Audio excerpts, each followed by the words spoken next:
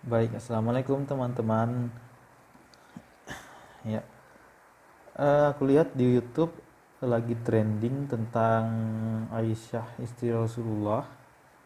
Semua kontennya itu berupa lagu, baik itu lagu lagu solawat, bahkan ada yang sampai lagu rock. Bahkan parahnya nih, ada sampai yang membuatkan DJ-nya. Nah, jadi intinya em, positif ataupun negatifnya fenomena Aisyah atau bagi umat muslim disebutnya itu Ibunda Aisyah karena beliau adalah dijuluki Ummul Mukminin atau ibu dari kaum muslimin. Jadi untuk ke untuk seterusnya nanti saya tidak akan menyebutkan sebagai Aisyah tetapi sebagai Ibunda Aisyah sebagai bentuk penghargaan kepada beliau karena banyak nih yang menyanyikan, banyak yang merasa romantis-romantis mendengar lagu tersebut, merasa terenyuh, merasa meleleh terhadap sosok baginda Rasulullah dan Ibunda Aisyah. Em, saya rasa kalau bagi saya pribadi, eh, untuk lihat dari positifnya, hal baiknya adalah bahwa orang-orang itu banyak yang menyukai kisah eh, kisah-kisah dari nabinya dan istri-istri dari nabinya. Itu yang pertama. Nah, memang di kolom komentar itu terjadi semacam sedikit perdebatan atau mungkin banyak. Ada yang menyukai lagu tersebut, namun ada juga yang mengkritik karena lagu tersebut dikatakan telah melecehkan istri Nabi karena disebut-sebut bagian fisiknya. Dan saya juga kemarin menonton ceramah dari salah satu ulama yang mengatakan tidak pantas untuk menggambarkan fisik dari istri Nabi sevulgar yang ada di lagu-lagu yang sedang viral sekarang. Kali ini saya tidak akan berlarut-larut dalam topik tersebut. Saya teringat beberapa tahun lalu saya sudah membaca buku tentang Bunda Aisyah ini yang menceritakan tentang kehidupan Aisyah dari awal, dari masa kecil hingga remaja, dewasa, hingga beliau wafat. Judulnya adalah Aisyah, wanita yang hadir dalam mimpi Rasulullah. Itu dikarang oleh Sibel Erslan, yang merupakan seorang penulis yang menulis banyak buku-buku juga yang berasal dari Turki. Nah, yang saya baca kemarin itu merupakan buku terjemahannya yang telah diterjemahkan ke dalam bahasa Indonesia. Sebelum saya bahas mengenai isi bukunya, saya bahas sedikit mengenai penulisnya ini. Si Sibel Eraslan ini ternyata teman-teman itu merupakan seorang ahli hukum dan dia juga menulis buku-buku lain yang berhubungan dengan perempuan-perempuan, kisah-kisah perempuan yang ada dalam agama Islam, perempuan-perempuan hebat yang ada dalam sejarah Islam. Contohnya ada buku yang berjudul Fatimah Az-Zahra, ada yang buku yang berjudul Asiyah, istri Firaun ya. Ada buku yang berjudul Hajar, Siti Hajar ya, istri Nabi Ibrahim. Kemudian Maryam, ibunda dari Nabi Isa. Kemudian ada juga yang satu lagi yaitu Khadijah atau istri pertama Rasulullah. Ya, seperti itu ya. Kemudian buku ini bentuknya itu novel ya, novel walaupun isinya merupakan sejarah Islami tentang kehidupan Siti Aisyah, tapi menariknya dalam buku ini si penulis itu menceritakannya dengan sudut pandang orang pertama. Jadi menggunakan kata aku, saya, seperti itu. Jadi seolah-olah yang bertutur, yang menulis kisah tersebut adalah Ibunda Aisyah sendiri. Seperti itu. Nah, tentunya si penulis ini dia mengatakan dia mengambil dari sumber-sumber Islam. Kemudian dia gubah menjadi sebuah cerita sudut pandang orang pertama. Kalau menurut saya cara penceritaan seperti ini dapat membuat kita lebih merasa mendalami sebuah cerita dibandingkan dengan kita membaca buku sejarah atau sirah nabawiyah yang bentuknya itu sangat kaku. Nah, tapinya kekurangannya dalam menurut saya kalau si pembaca itu terlalu berlarut-larut dalam bahasa si penulis tersebut dan lupa kalau kejadian itu merupakan kisah sejarah yang dalam agama Islam itu nyata atau benar adanya, bukan sebuah novel seperti novel-novel lainnya yang isinya itu kisah-kisah yang buatan manusia atau fiksi seperti itu. Itu kekurangannya kalau menurut saya.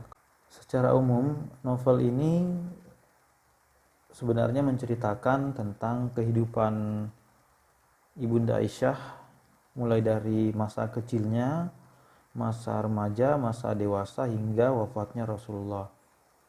Nah, dalam buku ini si penulis ini membagi periode kehidupan Ibunda Aisyah itu ke dalam 5 periode dan dinamakan sesuai dengan waktu sholat.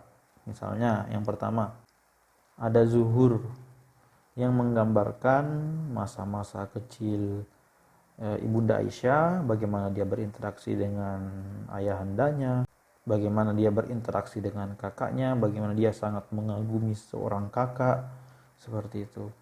Kemudian yang kedua ada masa zuhur yang menceritakan tentang masa-masa awal dakwah dari Rasulullah serta pernikahan Ibunda Aisyah dengan Rasulullah.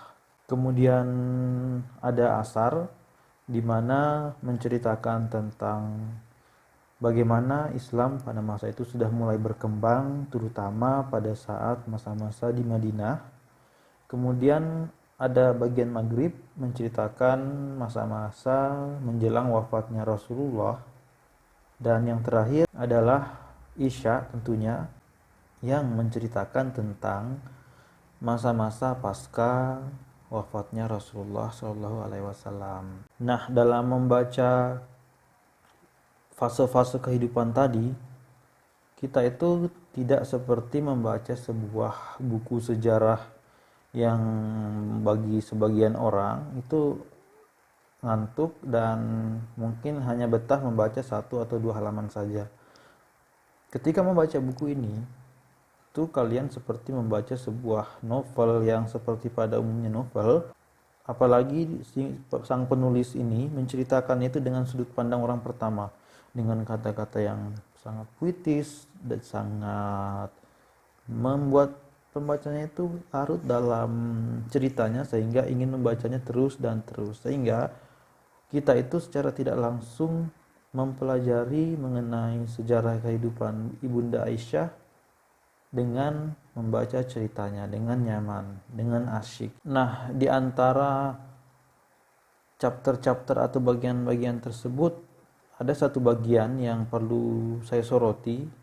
Kalau di lagu-lagu Aisyah istri Rasulullah yang beredar, yang viral itu kan Aisyah itu digambarkan sebagai anak yang suka lari-lari, orang yang suka bermanja-manjaan dan ya yang tadi saya bilang menimbulkan perdebatan ya. Tetapi buku ini Ibunda Aisyah ini digambarkan sebagai sosok yang sangat cerdas, sangat hebat, terampil mengatur strategi, terutama salah satu bagiannya itu pada saat beliau itu memberikan pengaruh pada saat perang Jamal. Nah, jadi, dalam sejarah Islam ada sebuah perang yang dinamakan itu perang Jamal. Kenapa disebut perang Jamal? Karena Jamal itu berarti unta Nah, perang tersebut disebut sebagai perang unta atau perang Jamal karena sebuah peristiwa pada saat itu ketika Ibunda Aisyah itu harus menaiki unta tersebut dan pada akhirnya mampu menghentikan perselisihan yang terjadi pada kedua belah pihak tersebut. Nah, bagi teman-teman yang penasaran silahkan cari di berbagai referensi kalian mengenai bagaimana lengkapnya mengenai perang Jamal tersebut. Nah, hal yang kedua lagi yang menurut saya nggak perlu disoroti sih, cuma perlu diperbincangkan juga mengenai kehidupan istri-istri Rasulullah, di mana di buku itu diceritakan bagaimana sih dinamikanya kehidupan Rasulullah dengan istri-istrinya termasuk dengan Aisyah. Dan di buku ini Aisyah itu digambarkan sebagai seseorang atau sosok yang pencemburu. Jadi dia sering cemburu kepada Rasulullah. Dan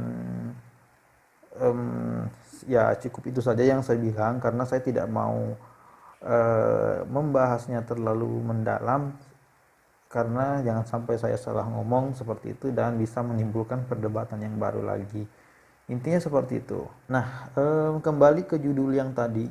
Judulnya itu adalah Aisyah, wanita yang hadir dalam mimpi Rasulullah. Nah, di sini saya akan memberitahukan kenapa sih judulnya seperti itu. Kenapa dikatakan bahwa Ibunda Aisyah ini hadir dalam mimpi Rasulullah.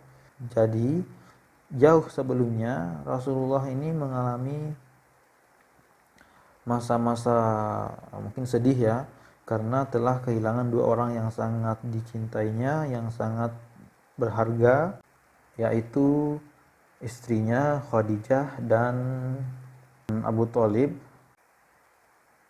Pada saat itu Rasulullah diberikan mimpi, yaitu petunjuk dari Allah, bahwa anak perempuan dari sahabatnya yang bernama Aisyah akan menjadi istrinya.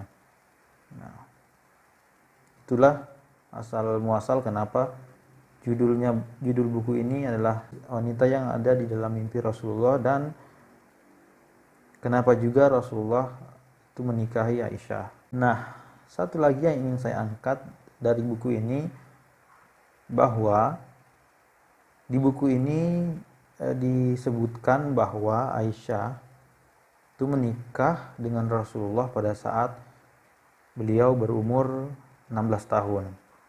Ya, kita